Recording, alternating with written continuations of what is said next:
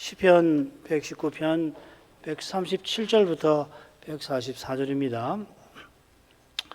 여호와여, 주는 의로우시고 주의 판단은 정직하시니이다.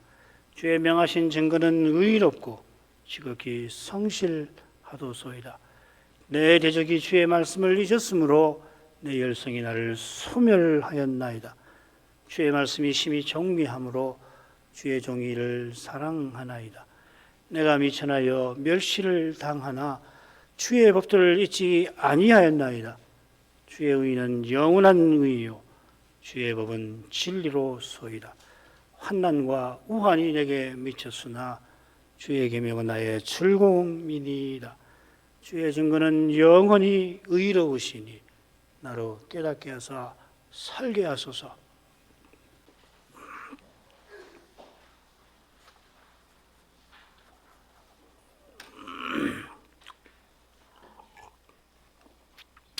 시편 119편 18번째 연은 각행이 차례 혹은 짜례로 시작됩니다.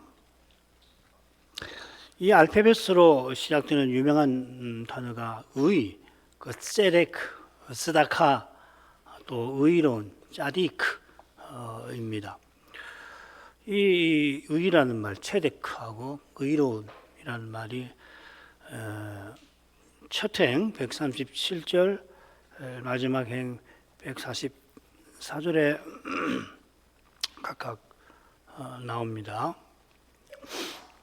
또 의라는 낱말이 138절에도 나오고요, 142절에도 나오는데 142절에 의를 가리키는 다른 낱말들도 함께 나오죠.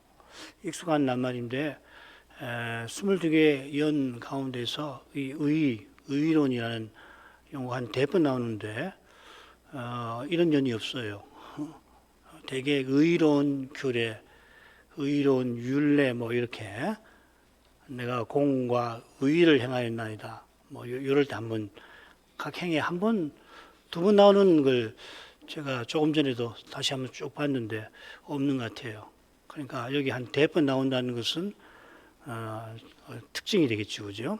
게다가 맨 처음 알파벳 차대로 시작된 낱말들입니다. 아울러 이 연도 예외 없이 원수와 고난의 주제를 다루죠. 139절에 보면 내 원수, 이 차르라는 말인데 나오고요. 같은 낱말이 143절에도 나오는데 끝에 나와요. 거기는 환난이라 이렇게 새겨져 있습니다. 같이 차르인데 뜻이 2개 이상인데 한 번은 원수라고 또 한 번은 환난이라 각각. 그리고 시 한가운데에서도 보면 시인이 내가 미천하고 멸시를 당한다 하는 고난이 시 한가운데도 언급이 되어 있습니다.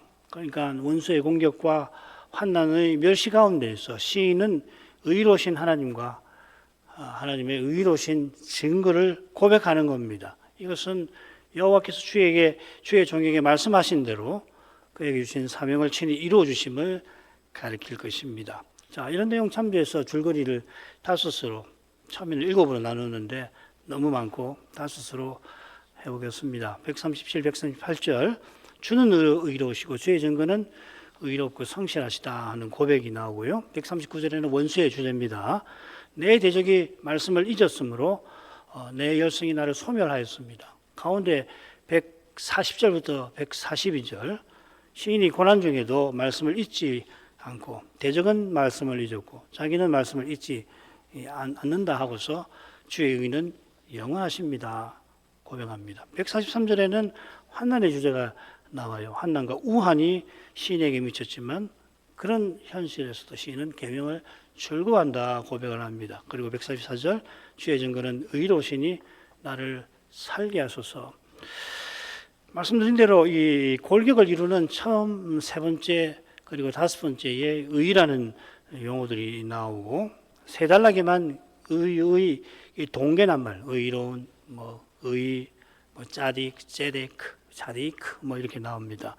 그리고 정직함, 성실함, 진리, 타의 의와 관련되는 중요한 용어들이죠.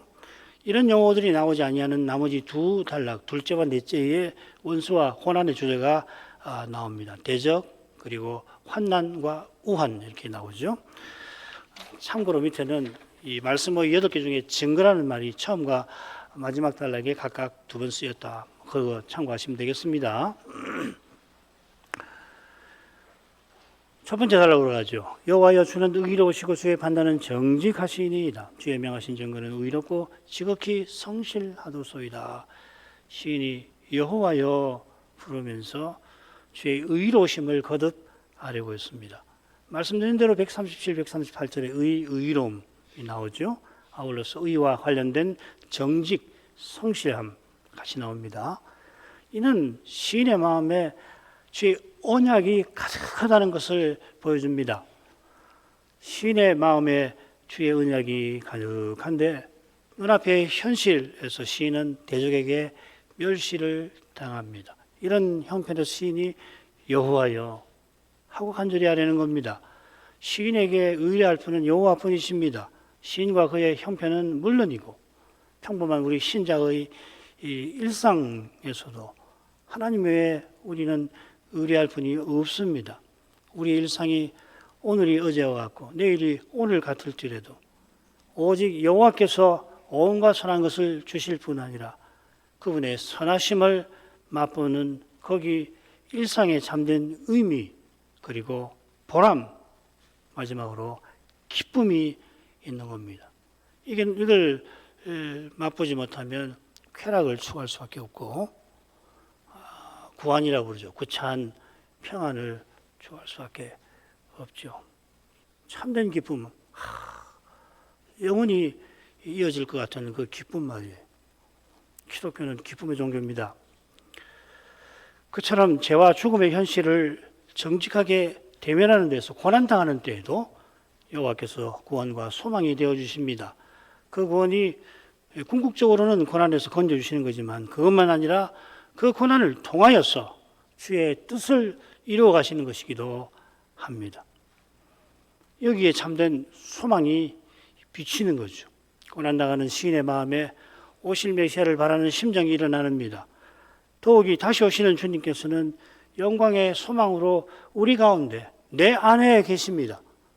이게 신약과 구약의 중요한 차이점일 수 있어요. 우리의 영광스러운 미래, 영광의 소망이라는 게 뭡니까? 영광스러운 미래란 말하고 같은 말이잖아요. 그 주님이 성신으로 우리 안에, 내 안에 사십니다. 갈라디아서 2장 20절. 참된 믿음은 고난의 길에서 이 신비한 영광을 맛보는 것입니다. 엿보는 것입니다.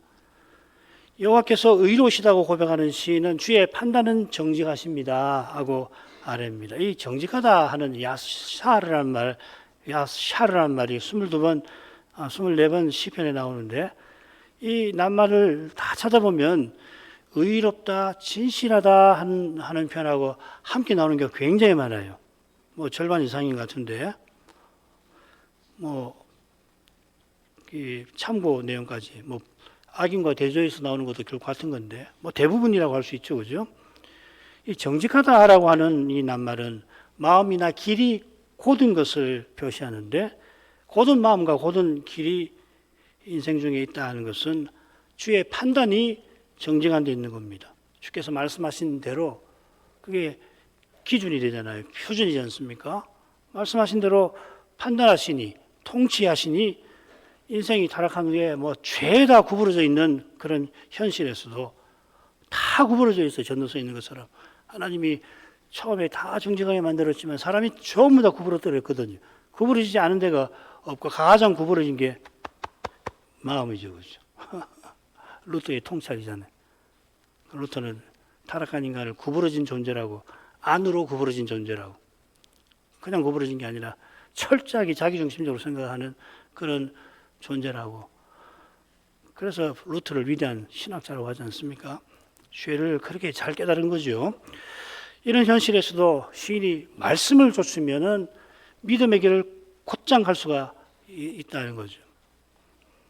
시인이 여호와여 부른 것처럼 주의 판단은 정직하십니다 할 때에 그 심정에서 신비한 기쁨이 흘러나오는 것을 느낍니다. 시인의 대적이 말씀을 잊어버린 현실에서 시인이 미천하고 멸시당하는 처지에서는 거기서 무슨 즐거움이 나올 수가 있습니까? 슬픔이 가득할 뿐이죠. 그러나 그런 처지에서도 주의 정직한 통치를 고백한다는 것. 주님은 의롭게 판단하십니다. 심판하십니다. 정직하게 판단하십니다. 고백하는 것 자체가 신비 아닙니까? 이런 점에서 이 정직함이라는 말하고 기쁨이 시편에 자주 함께 등장해요.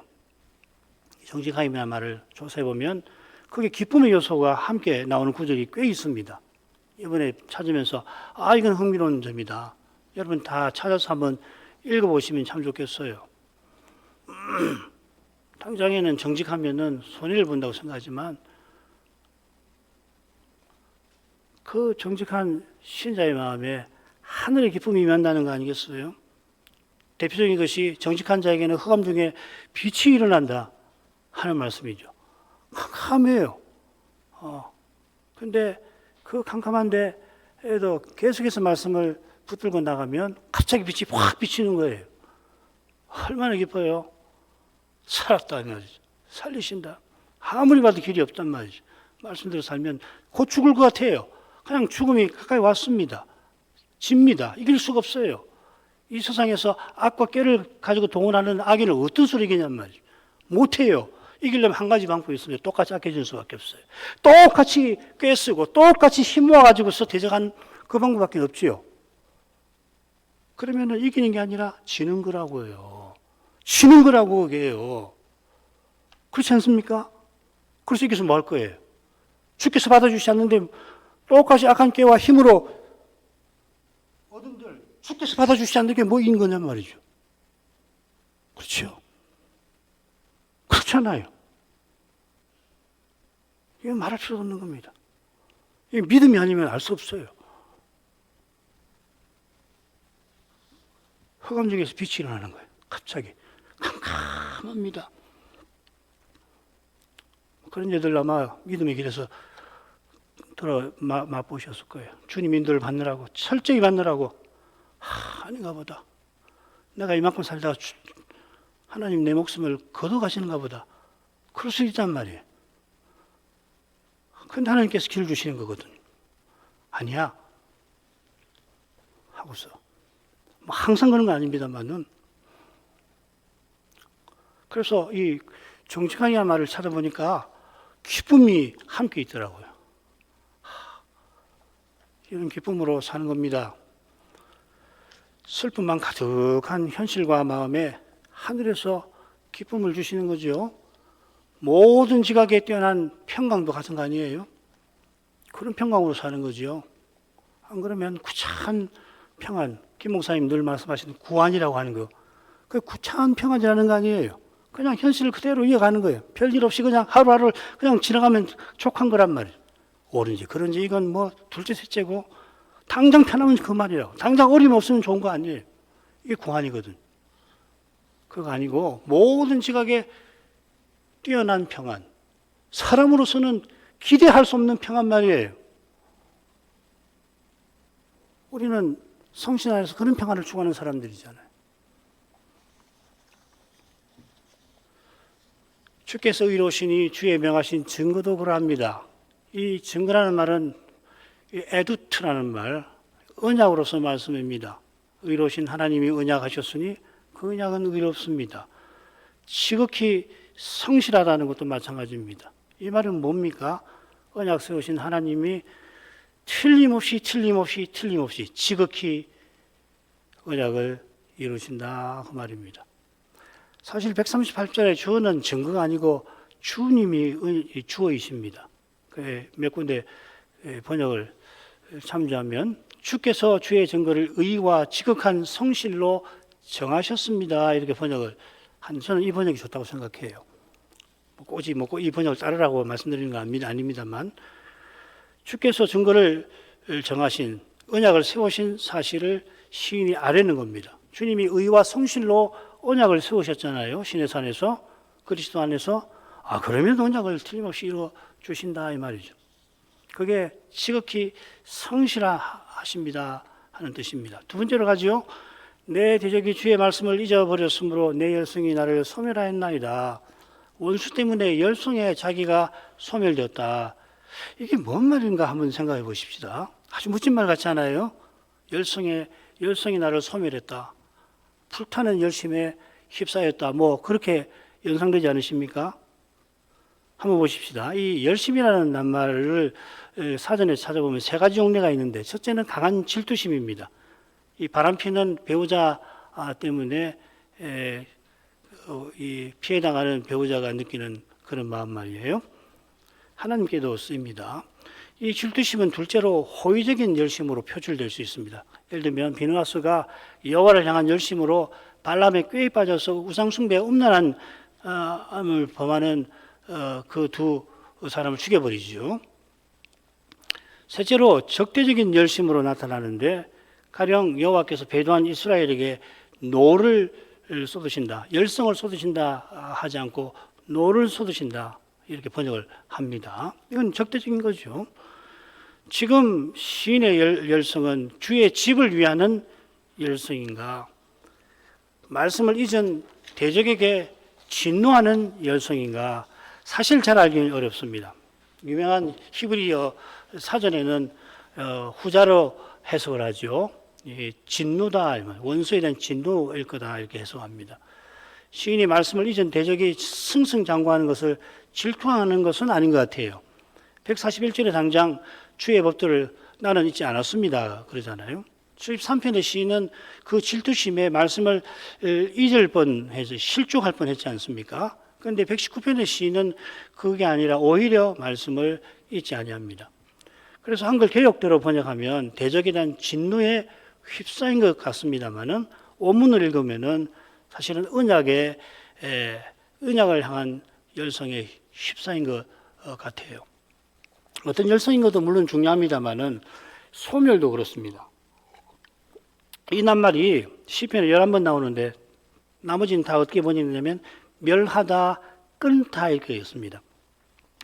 여기서는 소멸이라고 하니까 조금은 다른 의미를 드러내는 것도 같지만 멸하다고 같은 거 아니에요, 실은. 끊는 것은 멸하는 거하고 마찬가지, 목숨을 끊는단 말이죠. 죽이는 겁니다. 시인의 열성이 시인을 소멸한다는 것은 우리가 이 표현을 들을 때 멋지다, 하나님을 향한 열성에 사로잡혀 있구나, 그보다는 죽음의 고통을 맛본다는 겁니다.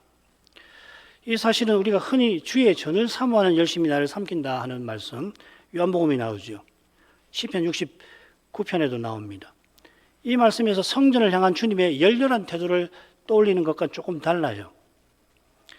주님께서 성전을 정결케 하신 것을 보고서는 제자들이 단방에 69편 9절을 떠올렸다고 기억하였다고 되어 있습니다. 그러니까 주님께서 얼마나 성전을 사랑하셨나, 우리 요한복음을 읽을 때 그런 생각이 듭니다만은 69편 9절로 가서 읽어보면 성전을 향한 열성에 삼켜진 시인은 주를 회방하는 회방의 죽음을 맛보고 있습니다. 제자들이 어떤 의미로 시편 69편 9절을 그때 가나 혼인잔치 다녀온 직후에 예수님이 성전 정결케 하시는 걸 보고 기억이 났다고 했는데 어떤 의미로 기억을 했는지 잘 모르겠습니다만은, 그런데 요한복음 2장 17절 조금 아래 내려가면 예수님께서 자기의 죽으심을 말씀하시잖아요. 요컨대 시인이 지금 열성에 소멸되었다는 것은 열성이 그를 사로잡았다는 정도가 아니라 그가 그로 말미암아 죽음의 고난을 맛보고 있다 하는 말인 겁니다. 그 이유는 후반절에, 원문에서 후반절에 나옵니다. 내 대적이 주의 말씀을 잊었으므로. 말씀을 잊었다라고 하는 표현은 바로 이어서 시인이 주의 말씀을 잊지 아니한 사실을 참조할 필요가 있습니다. 시인이 고난 중에 말씀을 잊지 아니한 것은 낙담해서 언약을, 하나님을 저버리지 않았다는 겁니다. 반대로 시인의 대적들이 말씀을 잊었다는 것은 사람의 힘과 꾀로 언약을 저버렸다, 여호와를 저버렸다 하는 겁니다. 인간 세상 만들었다 하는 말입니다. 이 사실이 시인에게 죽음의 고통을 안겨주겠죠. 이만큼 고통스러운 게 어디 있습니까? 선지자, 사도, 그리고 참 신자에게 이보다 고통스러운 게 없어요. 교회에 하나님 나라가 나타나는 게 아니라 인간 세상이 되어버리는 게 얼마나 고통스러운 겁니까? 죽음이죠. 참고로 이 대적이라는 낱말, 이 119편에 한 번 더 나옵니다. 여기 119편 한 번 더 143절인가 한 번 나오지만 또 나오는데 거기는 나를 핍박하는 자와 나야 되죠. 이렇게 나와요. 그러니까 대적이 말씀을 잊었다는 것은 선자를 핍박한다는 것을 암시하는 거겠죠. 자, 세 번째로 가죠. 주의 말씀이 심히 정미함으로 주의 종이 이를 사랑하나이다. 내가 미천하여 멸시를 당하나 주의 법도를 잊지 아니하였나이다. 주의 의는 영원한 의요 주의 법은 진리로서이다. 말씀이 정미하다. 그 심히 정미하다 고백합니다. 이 우리말 정미라고 하는 것은 깨끗하고 아름답다는 뜻인데요. 이 뜻에서 깨끗하다라고 하는 것이 시인이 말하는 바와 밀접하게 히브리어에서 이 원래 낱말이 깨끗하다는 것과 관계됩니다. 이 낱말로 은을 재련하는 것을 가리키는데 좋은 말씀이 이 시편 12편 7절입니다. 주의 말씀은 순결하며 흙도간 위에 7번 단련한 은과 같도다. 주의 말씀은 순결하며 7번 단련한 은과 같다. 이 단련하다는 말하고 정미하다는 말하고 같은 겁니다. 같은 낱말을 여기 단련했다. 단련보다 재련이 맞다고 생각돼요. 오늘 이 찌꺼기를 불순물을 제거하면 단련이 되죠. 그게 단단해지잖아요. 당연히. 근데 이 용어 뜻은 찌꺼기를 제거하는 거니까 재련하는 거라고 해야 되겠죠. 시인의 대적이 말씀을 읽고 자기 세상을 자랑하는 그런 장담은 도가니에서 사라질 찌꺼기와 같으면 주의 말씀은 그런 찌꺼기가 하나도 없는 순은과 같습니다. 같은 도가니에서 하나는 불타서 사라지고 그래서 다른 하나는 순결합니다. 이 도가니가 무엇입니까? 역사를 지어가시는 여호와의 심판과 붙어 있는 겁니다. 정미한 말씀은 특별히 약속으로서의 말씀, 임나를 썼습니다. 하나님의 약속이 눈앞에 현실과 심히 어긋나 보입니다만은 마치 사람의 눈에는 현실이 용광로 같아서 주의 약속도 다 녹여 없어버릴 것 같습니다만은 그렇지 않다는 이야기죠. 21세기 이 현실을 주도하는 민주주의 이념은 기독교의 부활 교리도 녹여서 합리적 시민사회, 건전한 인류사회를 위한 선전으로 만들고 있습니다. 지금 주류라고 자임하는 기독교가 과연 그렇게 가고 있습니다. 그리스도께서 다시 오신다는 약속은 그저 고대 교회의 신화적 표현에 불과할 뿐입니다. 그러나 그 약속은 인간 이념의 용광로에 결코 녹지 아니하는 그런 금광석과도 같습니다. 죽은 자가 산 자를 살린다는 이념은 죽었다가 다시 살리신 그리스도의 영광 앞에 마침내 바라지고 말 것입니다. 기독교는 썩고 부끄럽고 약한 몸에 이 육의 몸을 입은 우리가 장차 그리스도와 같은 신령한 몸을 입는 일을 전합니다. 그리스도께서 성신으로 내 안에 사시는 지금 살아계시는 신비를 고백합니다. 만일 부활이 역사적 사실이 아니었다면 바울의 증거대로 주님의 부활을 일시에 500의 형제가 보고서 그 태반이 살아있지 않았다면 그 살아있는 500명의 증언이 조금이라도 서로 어긋났더라도 이 고백은 이미 역사의 도가니 속에서 사라지고 말았을 것입니다. 이 고백이 언제 들이닥칠지 모르는 적그리스도의 핍박과 고함에도 온 세상을 떠들썩하게 하는 그 선전의 고함에도 이 고백은 절대로 사라지지 않을 것입니다. 사라질 것 같은 그런 때에 호령과 천사장의 소리와 나팔 소리가 들릴 것입니다. 그 순간에 정미한 말씀은 이미 다 이루어져 있을 것입니다. 이런 말씀을 시인이 사랑하는 것입니다. 언제든지 사랑할 말씀인데 고난 중에서는 더욱더 그렇습니다. 사실 고난 없이는 이런 사랑이 우리에게서 나오지 않습니다. 이 사랑이 은혜의 산물이라 그렇습니다. 이 사랑은 말씀 없이는 살 수 없다는 것이지 학자가 책상머리에 앉아가지고서 지적 유의를 즐기는 그런 사랑 아닌 겁니다. 이런 점이 셋째 단락 한가운데 행에서 잘 드러납니다. 시인은 미천하여 멸시를 당하였다 합니다. 이 미천하다는 말 차이라는 말인데 흥미로운 데가 있어요. 이 많이 나오는 낱말이 아닌데 다 찾아보면 기돈이나 사울이 자기 집이 미천해서 자기는 언약의 지도자 사사나 왕이 될 수 없다 하는데 이 낱말을 씁니다. 나는 미천합니다. 나 같은 자가 무슨 사사가 되며 나 같은 자가 어떻게 왕이 되겠습니까? 또 귀인들이 물을 길러오라고 사한을 보낸다 할 때 이 사한이란 말이 그 말이에요. 하찮은 자, 미천한 자란 말이죠. 귀인들이 자기 예루살렘 멸망과 관련되는 건데 물을 먹어야 되는데 종이라고 쓰지 않고 하찮은 자 보내서 물 떠오게 한다 하는 말입니다. 그러니까 시인이 아마도 여호와의 종으로서 자기가 무시받는 처지를 이 낱말로 암시하는 것 같아요. 이런 주를 경외하는 자들이 그를 지금 멀리하는 것과 무관치 않겠지요. 이게 완전히 미천한 거거든요. 완전히 이 선지자로서 말씀 전하는 자로서 절망을 안기는 현실 아니에요. 멸시당한다는 용어도 비슷한 데가 있습니다. 이 낱말이 어디 인상적으로 나오냐면 다윗이 언약궤를 예루살렘에 모셨는데 그래서 그 앞에서 춤을 추잖아요. 얼마나 자기가 왕이 되려고 했던 목적이 거기 있었던 거거든요. 다윗의 목적 하나입니다. 성전을 예루살렘에 세우는 것이 그의 목적이었어요. 그런데 그거는 자기 아들이 에게 맡기신 거니까 언약궤를 모시고 그 앞에서 덩실덩실 췄는지 춤을 추니까 그걸 사울의 딸 미갈, 자기 아내 미갈이 보고서는 업신여겼다 했습니다. 아무리 선왕의 딸이라고 하더라도 금상인데 게다가 이미 위대한 임금일 뿐만 아니라 하나님의 언약을 이루는 그런 여호와의 종을 업신여긴 거예요. 미갈이 이걸로 큰 책망을 받죠. 요컨대 이 두 용어를 통해서 시인이 뭘 말하냐면 직분자로서 선지자로서 그런 무시와 멸시를 호소하는 겁니다. 선자에게 이보다 괴로운 것이 없어요.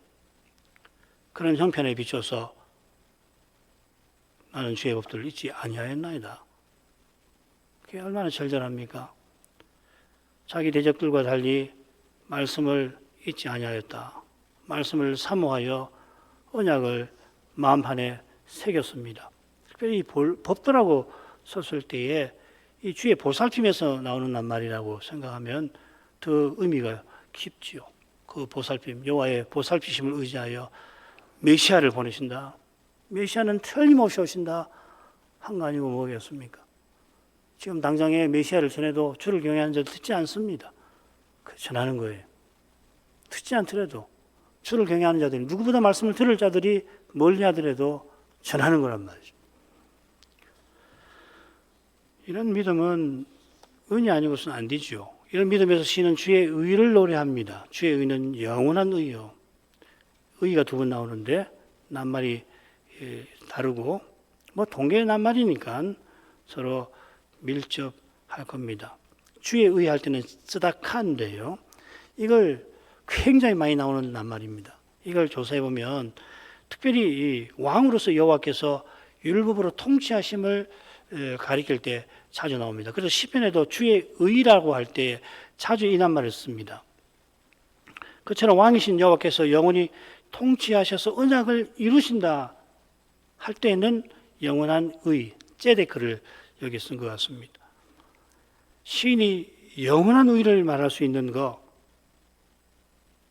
그건 눈앞에 펼쳐진 현실이 잠시임을 안 거겠죠. 이게 믿음의 눈이 아니면은 현실이 잠시가 아니라 영구할 것처럼 다가오는 거거든요. 그러니까 그 현실에 굴복하고 마는 거 아니에요. 이 현실은 잠시다. 잠시다. 이 현실은 메시아가 오시면 사라져버린다. 그런데 그런 믿음이 없으면은 이 현실이 영원히 갈 것처럼 보이거든요. 고난이 그래서 힘든 겁니다. 고난 나갈 때 이 고난이 끝나지 않을 것 같아요.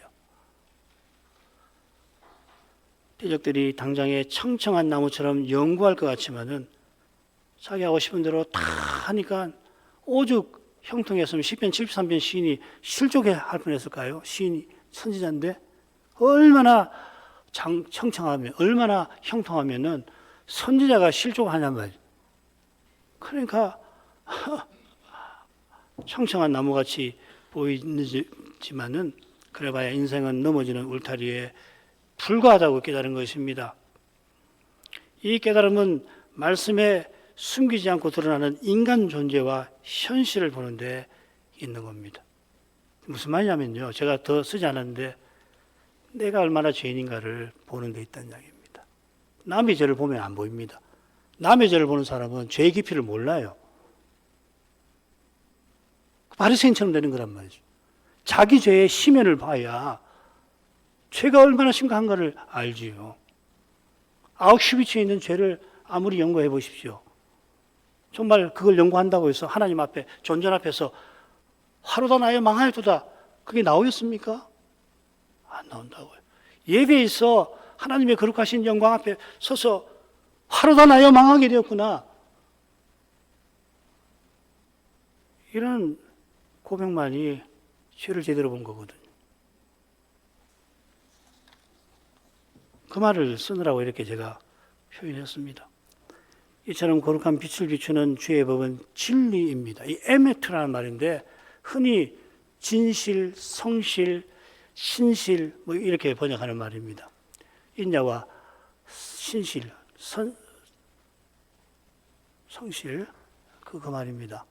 진리는 거짓의 반대말이기도 합니다만 그 다음 그림자가 보여주는 실체이기도 합니다. 아버지께 참으로 예배하는 때가 오나니 이때라 할 때 참된 예배 할 때 그 참입니다. 구약은 거짓 예배라는 말씀하시는 거 아니죠. 죄의 법이 진리라고 하는 것은 율법이 반드시 실현될 것을 가리킵니다. 율법이 가리키는 메시아와 하나님 나라가 틀림없이 임할 것을 시인이 바라보았다는 이야기입니다. 그 증거가 시인이 미천하고 멸시받는 현실에서 주의 의를 고백하는 의로우신 하나님께 아뢰는 그 기도가 증거입니다. 그 기도에서 주의 법이 진리인 것이 이미 드러나는 겁니다. 주의 법이 실현된 증거가 놀랍게도 우리가 믿음의 길에서 고난받는 거기에 있는 거예요. 물론 장차는 완전한 증거가 나타나게 실현된 실증이 나타나겠습니다만 그 고난이 그리스도의 남은 고난인 거기에 이미 시인이 바라던 그 미래가 역사 속에 등장한 것입니다. 이런 믿음으로 사도가 예수의 죽음을 기꺼이 자기 몸에 짊어질 수 있었고 그를 통해서 영광의 소망이신 그리스도가 교회에 드러나셨습니다. 143절 환난과 우환이 내게 미쳤으나 주의 계명은 나의 즐거움이니이다. 환난과 우환이 들이닥쳤다 하고서 고난의 주제를 이어가고 있습니다. 환난은 대적과 같은 낱말이 다른 뜻이라고 말씀드렸죠. 환난이 107절 편에 보면 후렴에 여러 번 반복되는 그 표현입니다. 포로 상태를 가리킵니다. 포로에서 돌아온 지금 시인은 포로 잡혀갔을 때처럼 괴로움을 겪습니다. 우환도 그런데 이 우환은 조사해 보니까 뭐 한 4번 나와요. 그 중에 4번, 6번이 나오는 거죠. 그 중에 4번이 어떤 상황이냐면 이스라엘이 대적에게 포위되어서 먹을 것이 없게 되자 자기 자식이 고기를 먹는 상황에 이 낱말이 4번 쓰입니다. 무시무시한 말이죠. 언약 백성이 언약 자손을 이렇게 대한다면 하나님의 언약에서 이보다 끔찍한 현실이 없겠죠. 이런 용례를 참조하면 시인의 대적들이 언약의 나라를 지금 이처럼 끔찍한 상태로 만들었던 것을 시인이 암시하는 것도 같습니다. 자기 목숨 하나 건지려고 그 자식을 게다가 하나님의 백성을 그렇게 대하는 것은 이 세상에서도 이런 일은 보기 드문데 그 자식이 내 자식이 아니라 하나님 자식이면은 이건 뭐 그 부모가 짐승이 된 거 아니고 뭐겠습니까? 인자의 나라가 되어야 할 이스라엘이 흉측한 짐승의 나라가 된 생생한 증거이겠습니다. 그런 일이 예루살렘 멸망할 때 특별히 주님 시대에 끝나고 이스라엘 역사가가 증언하잖아요. 신명기 예언대로 에스겔의 예언대로. 물론 그로부터 600년 전에도 그런 비슷한 일이 있었지만은 주후 70년에 어마어마한 일이 실제로 벌어졌습니다. 그런 끔찍한 일을 시인이 지금 말하는 겁니다. 자, 이런 현실에서 주의 계명은 나의 즐거움입니다. 고백하는 겁니다. 주의 말씀 외에는 즐거움이 없는 거죠. 시인이 평생 성도에게 모든 즐거움을 두고 살았습니다마는 그런 즐거움을 찾을 길이 없었던 것 같아요. 눈앞의 현실은 즐거움이 아니라 슬픔, 참담 가득했을 겁니다. 그런 시인의 마음이 계명에서 즐거움을 발견합니다. 주의 계명이 그의 마음에 비치는 영광, 메시아와 하나님 나라의 거룩한 빛이 그의 유일한 즐거움입니다. 이 즐거움이라는 낱말이 드문 낱말이고 시편 119편에서만 시편에는 나오는데 다 고난의 맥락에 나오죠. 애통하는 자는 위로를 받을 것이라 하신 주님의 말씀처럼 시인의 즐거움은 여호와의 위로인 것입니다. 144절로 가겠습니다. 주의 증거는 영원히 의로우시니 나로 깨닫게 하사 살게 하소서. 이 마지막 144절의 전반부는 첫째 단락, 가운데 단락, 핵심 구절을 합쳐놓은 것 같습니다. 주의 증거가 영원히 의로우신 여기에 시인의 참된 즐거움이 있습니다. 주께서 그 언약을 영원히 이루실 것입니다. 지금은 환난과 심지어 우환이 시인에게 들이닥쳤지만 시인의 고난마저도 주의 언약을 허물질 못합니다. 아니, 그 고난이 언약을 이루시는 증거입니다. 이 신비는 부활하신 그리스도가 우리와 함께 고난받으시는 여기 환히 드러납니다. 주님이 십자가로 언약을 이루셨죠. 바로 이 사실 위에서 부활하신 그리스도께서 우리와 함께 고난받으시는 방식으로 새 언약을 이루어가고 계십니다. 그리스도를 믿어 죄사함 받은 교회와 신자만이 자기 십자가를 지고 주님을 쫓아갑니다.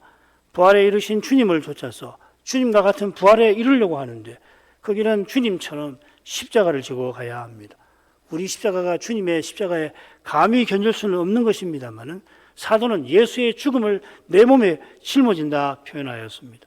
고린도서 4장 10절 우리가 항상 예수 죽인 것을 몸에 짊어지면 예수의 생명도 우리 몸에 나타나게 하려 함이라. 우리 몸에 예수의 생명이 나타난다는 것은 예수께서 성신 안에서 내 안에 성신으로 내 안에 사셔서 주님을 드러내시는 것인데 우리가 십자가에 달리신 주님처럼 고난 받는 방식으로 드러내십니다. 하나님이 그리스도 안에서 언약을 이루시는 이 길을 인생은 헤아릴 길이 없습니다. 이걸 맛보지 않으면 결국은 성경은 닫힌 책이 되고 말 것입니다. 아무리 성경을 연구해도 학자가 되고 신학을 수립한다고 해도 이걸 놓치면 그리스도와 함께 고난받는 그것을 맛보지 않으면 뭔 말인지 모르게 되는 겁니다. 과연 그렇지 않습니까? 사도가 그걸 가르치지 않아요? 구약이 그걸 가르치지 않습니까?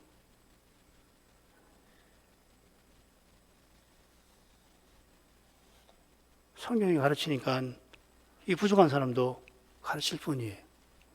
다른 길이 있으면 고난 없이 영광에 이르는 길이 있으면 제게 가르쳐 주십시오. 그게 만약에 성경이 가르친다면 저는 단연 그 길을 택할 겁니다. 얼마나 좋아요? 고난 없이 영광에 이르는 그 길이 있다면 그게 성경이 가르친다면 그 길을 가야지요. 그렇잖아요? 왜 구태여 고난을 받습니까? 왜 오해와 미움을 받습니까? 잘못한 거 없는데 왜 오해와 미움을 받고 억울한 일을 당하고 슬퍼하고 탄식하고 지내야 합니까? 그럴 필요 없잖아요. 그런데요, 성경을 보십시오. 성경을 보시라고요. 믿음의 길을 가면 나를 인하여 고난을 받는 거예요. 내 이름을 인하여 오해를 받고 큰 악을 당한다고 하셨다고요. 바울 사도는 그리스도와 함께 고난 받는 이가 그리스도와 함께 영광을 얻는다.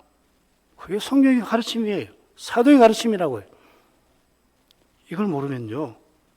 이걸 모르면은 아무리 요리문답을 다 외우고 있더라도 지식에 불과할 겁니다. 참된 기쁨을 발견하지 못하는 거예요. 누구나가, 인간이면 누구나가 바라는 그런 기쁨 말이에요. 돈 버는 거, 건강한 거, 힘 있는 거, 인간관계가 원만한 거, 그리고 계획한 대로 뭐든지 술술술 풀리는 거. 왜 좋지요? 하나님께서 어떤 사람에게는 그걸 더 주시기도 하고 어떤 사람에게는 덜 주시기도 합니다. 그런데 그거 자체가 뭡니까?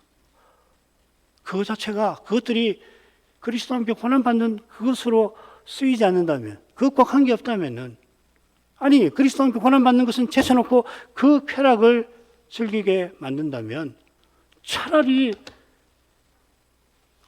그런 쾌락을 전혀 맛보지 않는 게 낫지 않습니까? 루터가 시련 없는 것이 가장 시련이라고 했습니다. 왜 시련이 없겠습니까? 시련받는 걸 원치 않는 거예요. 힘을, 지혜를, 인간관계를, 혹은 이런저런 기회를 다 동원해서 시련을 피하는 거란 말이죠. 육의 몸을 갖고 있는 동안에 우리는 본능적으로 그렇게 할 수밖에 없어요. 그건 길이 아닙니다. 성경 어디를 봐도 길이 아니에요. 여러분, 119편 이제 얼마 남지 않고 뒤에 보지 않아도 마찬가지입니다. 안 봐도 알 것 같아요. 희한하잖아요. 176절이나 되고 22개의 연인데 어떻게 원수와 고난이 없는 연이 하나도 없다는 게 신기하지 않습니까? 시편에는요 150편이 있는데 마지막 할렐루야 시편, 제 기억으로는 150편 외에 원수나 고난의 주제가 없는 시편을 발견하지 못했어요. 150편은 맞는 것 같아요. 그런데 150편도 연구해 보면 무관하지 않을 거예요. 무관할 수가 없어요. 앞에 149편 전부에서 고난과 원수의 주제를 시들이 이야기를 하고 그것이 죄와 죽음이 있는 이 현실에서 피할 수 없는 그런 것이나 한다면은 당연히 그런 거죠. 하등 놀라울 것이 없어요, 실은. 이번에 하면서 야, 신기하다.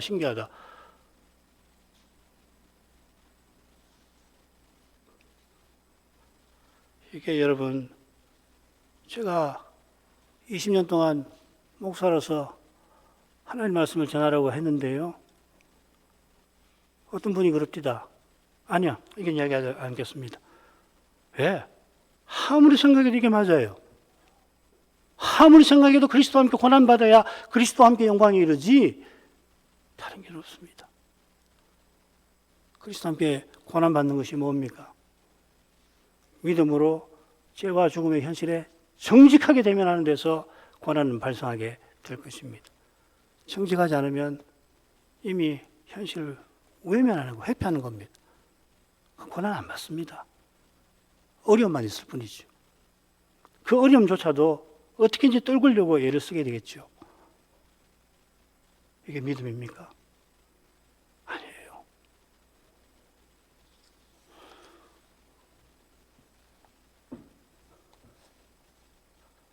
그 다음에 두 단락은 뭐 복잡한 거 아닙니다.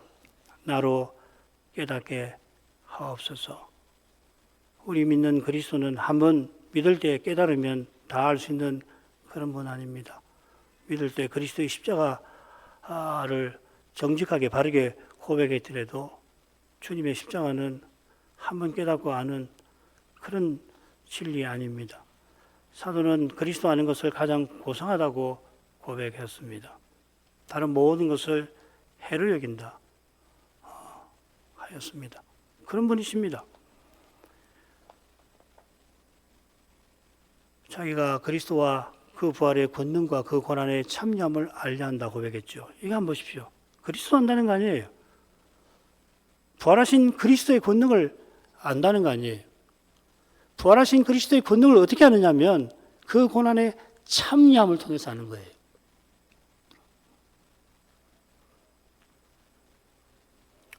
나로 살게 하소서. 죽어가는 그를 소성케 살려주시기를 구한 겁니다. 그가 말하는 소성의 참된 신비가 그리스도와 함께 고난받는 바로 거기에 있습니다. 고난받는 거기서 지금 여기서는 고난을 통해서 부활의 권능을 봅니다. 여러분, 부활은 다시 사는 겁니다. 죽지 않고 다시 사는 능력을 맛보는 그런 이상한 일은 없는 거예요. 죽음의 고통을, 고난을 맛보는 이만이 지금 여기서 그리스도의 그 부활의 권능을 경험한다는 말씀이죠. 기도하겠습니다. 거룩하신 아버지, 시편의 기도가 시인과 당대 교회의 절실한 말씀일 뿐 아니라 모든 시대, 특별히 이 시대의 교회에 그러한 것을 생각합니다.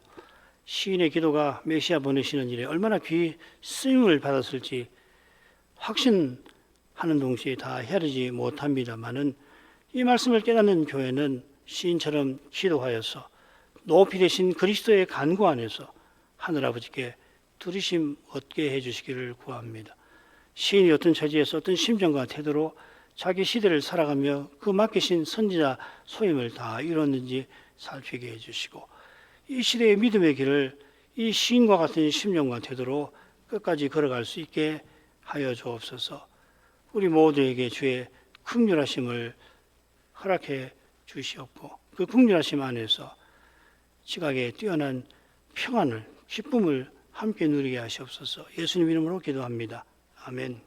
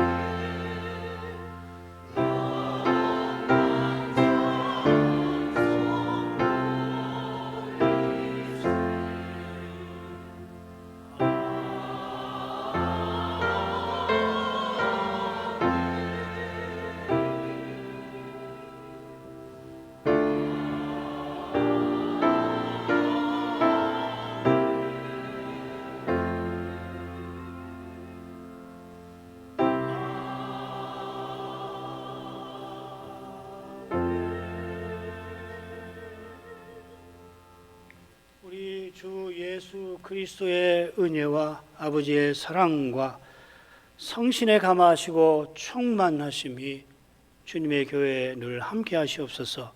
아멘.